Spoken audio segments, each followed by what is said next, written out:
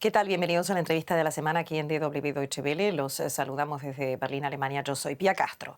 La guerra en Ucrania podría desencadenar una crisis mundial de alimentos, escasez de trigo, dificultad de conseguir fertilizantes, aumento en los precios de comida, petróleo y gas y malestar social son algunas de las consecuencias de este conflicto.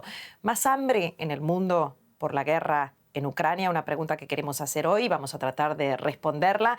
Está con nosotros desde Costa Rica el director general del Instituto Interamericano de Cooperación para la Agricultura, con base en San José de Costa Rica, Manuel Otero. Muchísimas gracias por estar con nosotros aquí en Deutsche Welle. Comienzo rápidamente con la primera pregunta. Las tierras ucranianas están a punto de perderse temporadas cruciales de siembra y cosecha. Las plantas europeas de fertilizantes están reduciendo su producción de manera significativa a causa de los altos precios de la energía. Los agricultores, por ejemplo, en Estados Unidos, están recortando gastos en fertilizantes y esto amenaza el volumen de las siguientes cosechas. ¿Cómo afecta a América Latina y el Caribe la situación desatada en Europa del Este? Buenas noches. Buenas noches. Primero déjeme caracterizar muy brevemente qué es América desde el punto de vista de su agricultura. Y comparto dos indicadores. Uno de cada 4 toneladas de alimentos son producidos en nuestro continente. Y el otro indicador es que somos la región exportadora neta de alimentos más grande del mundo. En valor superamos a Estados Unidos, Canadá, Australia, Nueva Zelanda. Entonces, somos un actor clave y cada vez que se produce un desbalance en los términos de seguridad alimentaria mundial, directa e indirectamente somos afectados. Cuando hablo de este gran actor que somos en el comercio agroalimentario mundial, obviamente ese gran promedio esconde diferencias. Coexisten en nuestro continente grandes exportadores, y señalo a los países del Mercosur, sobre todo Brasil, pero también la agricultura de nichos exportadora de Chile, de la costa peruana, y algunos otros países como Ecuador, como Costa Rica. Pero eso hace que no podamos olvidar que hay grandes importadores netos de alimentos, sobre todo los países del triángulo centroamericano, el triángulo norte centroamericano, y los países del Caribe oriental, que todos los años pagan un chequecito de unos 8.000 millones de dólares para pagar su cuenta alimentaria. Cheque este que va a ir aumentando porque, como sabemos, una de las consecuencias inmediatas de esta crisis es que están aumentando los precios de los alimentos, sobre todo el trigo, en menor magnitud el maíz, por arrastre también la soja, y entonces hay un desequilibrio preocupante en términos de la seguridad alimentaria, nutricional y de la sostenibilidad ambiental del planeta, que conmociona al continente, a pesar de que exportamos nada más que el 1,5 de nuestros excedentes a Rusia y bastante menos, 0,13 a Ecuador. Y quiero terminar con un concepto.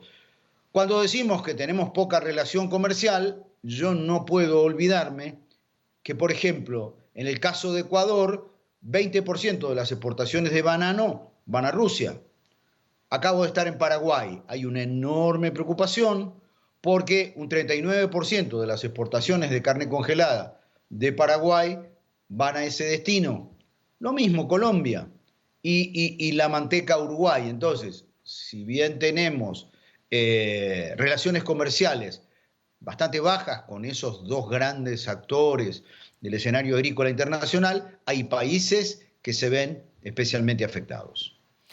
Una porción crucial del trigo, el maíz y la cebada del mundo está atrapada en Rusia y Ucrania a causa de la guerra, mientras que una porción mayor todavía de los fertilizantes del mundo están atascados en Rusia y en Bielorrusia. El resultado es que se están disparando los precios, como usted ya dijo, de los alimentos y de los fertilizantes en el mundo.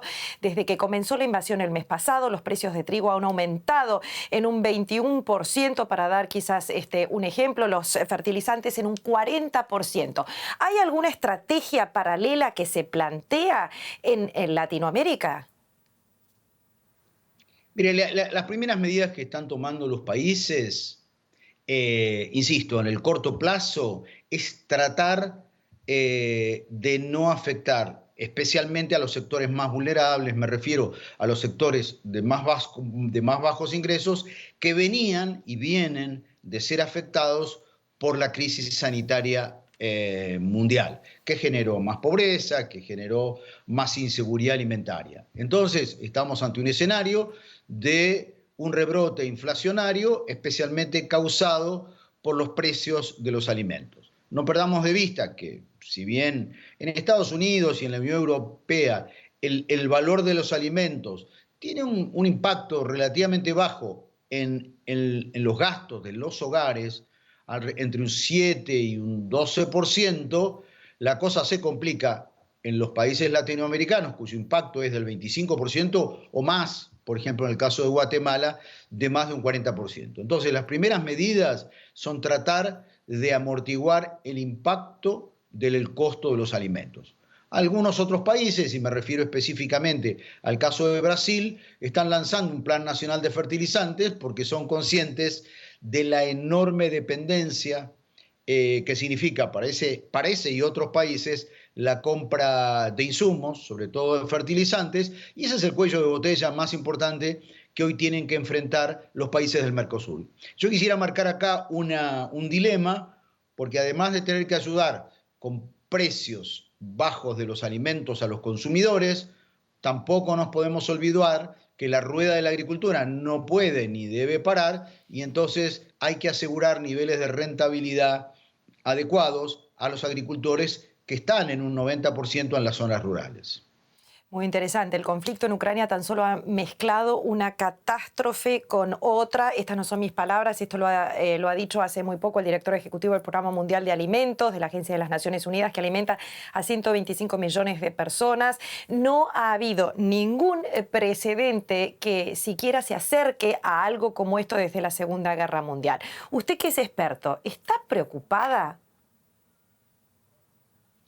Absolutamente, y nosotros acá en el ICA estamos viviendo esa preocupación al ser una institución que es caja de resonancia de los temas que definen la agenda agropecuaria del continente y su inserción en el mundo, y por eso estamos teniendo, yo diría que periódicamente, reuniones de muy alto nivel para tratar cada uno de estos temas, como por ejemplo el abastecimiento de insumos. Hace una semana apenas la ministra de Agricultura de Brasil, Teresa Cristina, en su condición de presidenta de la Junta Interamericana de Ministros de Agricultura, que es el órgano máximo del ICA, convocó a una reunión para tratar este tema de los fertilizantes. Seguramente en las próximas semanas habrá otras convocatorias, porque este tema no lo puede solucionar un solo país del continente, o por lo menos enfrentarlo, y hace falta coaliciones, una actitud vigilante para tratar de enfrentar y tener la menor cantidad de problemas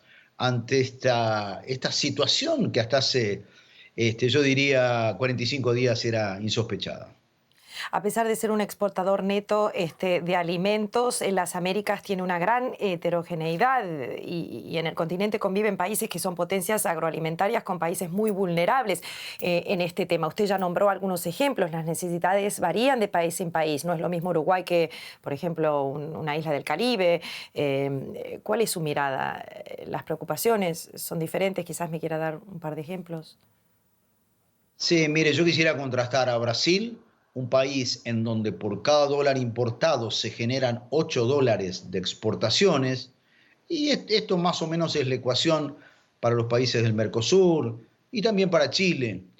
Y esto contrasta con la situación de los países del Caribe Oriental, en donde por cada dólar importado se generan tan solo 3 centavos de dólar de exportaciones. Entonces son absolutamente vulnerables a este tema, por eso les decía antes que tienen que escribir un cheque todos los años para comprar prácticamente toda la comida que consumen. El otro país paradigmático en Centroamérica puede ser El Salvador, que importa el 80% de los alimentos.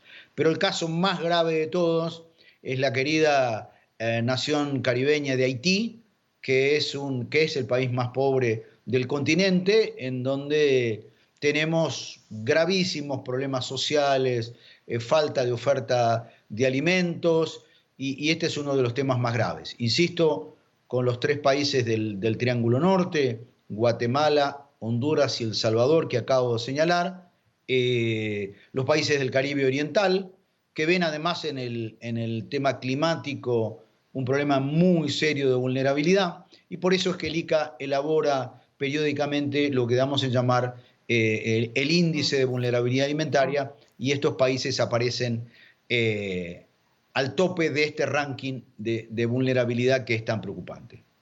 Señor Otero, China, que enfrenta su peor cosecha de trigo en décadas después de una serie de fuertes inundaciones, está planeando, por ejemplo, comprar una fracción mucho mayor del suministro menguante del mundo. India, otro ejemplo, país que suele exportar pequeñas cantidades de trigo, ya ha visto como la demanda extranjera ha aumentado a más del triple en comparación con el año pasado. Lo mismo pasará, me imagino, con Latinoamérica. ¿Se están preparando los gobiernos para este escenario, tratar de exportar, pero mantener un poco de algo para nosotros, para la población? Así es, las primeras medidas son, en el caso de los países exportadores, tratar de restringir las exportaciones, tratando de asegurar niveles adecuados de autosuficiencia alimentaria. Los países importadores tratan de reducir los aranceles a las importaciones, y hacer stocks a los efectos de asegurar comida, por lo menos en cantidad, para sus poblaciones. Y al estar en un mundo tan interconectado es lo que explica este comportamiento tan errático, tan volátil, que está teniendo el comercio agrícola mundial. Frente a esta situación, y dado que nuestro continente practica solamente, tenemos un comercio intrabloque bastante limitado, de un 14%. Esto es muy bajo si lo comparamos con América del Norte, en donde el comercio intrabloque es de un 46%, o la Unión Europea, que debe ser un 65%, me parece que están dadas las condiciones para hacer un gran llamado a una alianza para la promoción del comercio intrabloque, y en esto el ICA, junto a otras instituciones, está firmemente comprometido, porque es la hora de poner actitudes individuales de los países y trabajar juntos para asegurar el comercio al interior del continente. No digo desatender los mercados internacionales, el mercado asiático es fundamental, el mercado de los Estados Unidos, el mercado de la Unión Europea, por supuesto, pero también tenemos que acelerar y aumentar los niveles de intercambio al interior del continente, que es una asignatura pendiente que tenemos y en donde habría que poner el énfasis en un futuro, en los próximos meses. Muchísimas gracias por este análisis, y con este mensaje nos quedamos, ver, intercambiar más en nuestro continente, que eso es fundamental, especialmente en los tiempos tan globalizados. Manuel Otero, director general del Instituto Interamericano de Cooperación para la Agricultura, muchísimas gracias por esta entrevista desde Berlín para la Deutsche Welle. Un saludo a Costa Rica. Gracias. Saludo.